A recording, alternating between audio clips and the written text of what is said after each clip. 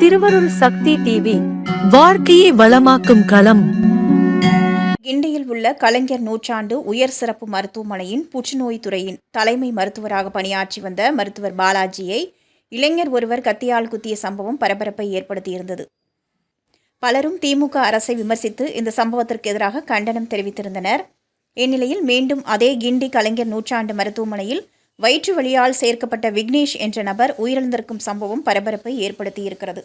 மருத்துவமனையில் 2 நாட்களாக அனுமதித்திருந்தும் எந்த ஒரு சிகிச்சையும் கொடுக்கவில்லை என்றும், மருத்துவர்கள் விக்னேஷை வந்து பரிசோதிக்கவில்லை, மருத்துவர்கள் போராட்டம் காரணமாக விக்னேஷை பரிசோதிக்கவில்லை, இரவில் மருத்துவர்கள் யாரும் இல்லை என்றும், அதனால்தான் விக்னேஷ் உயிரிழந்து விட்டார் என்றும் உறவினர்கள் குற்றம் சாட்டியிருக்கின்றனர். இந்த சம்பவம் அங்கு பெரும் பரபரப்பை ஏற்படுத்தியுள்ளது. திருவருள் சக்தி டிவியை லைக் பண்ணுங்க, சப்ஸ்கிரைப் அண்ட் பெல் பட்டனை கிளிக் பண்ணுங்க.